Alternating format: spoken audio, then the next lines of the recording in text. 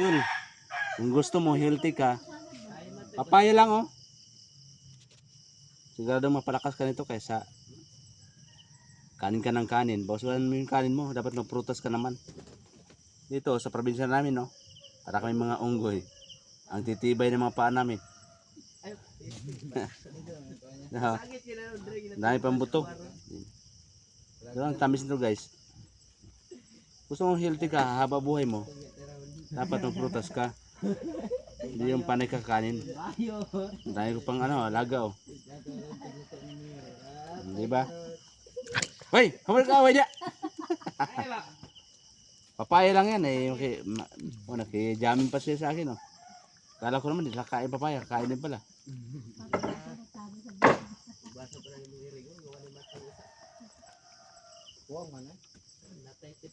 Bay, marunong din pala itong mga alaga ko. Marunong din magkasama. Pati buto ng papaya, kain din pala.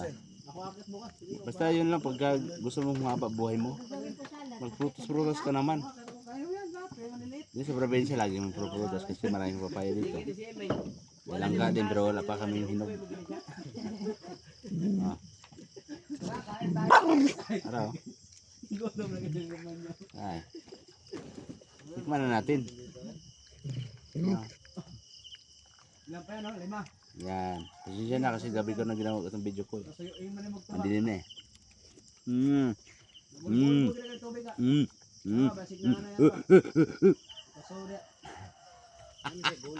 Sarap guys.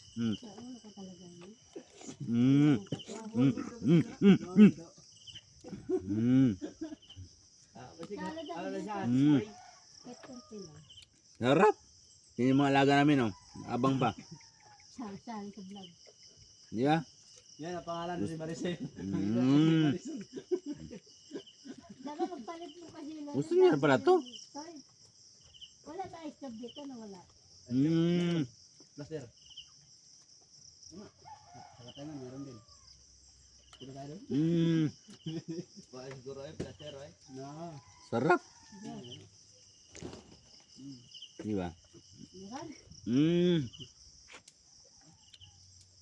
Diba? Pero isa simple ang buhay pero maraming prutas ito kung masipag kamutan yun.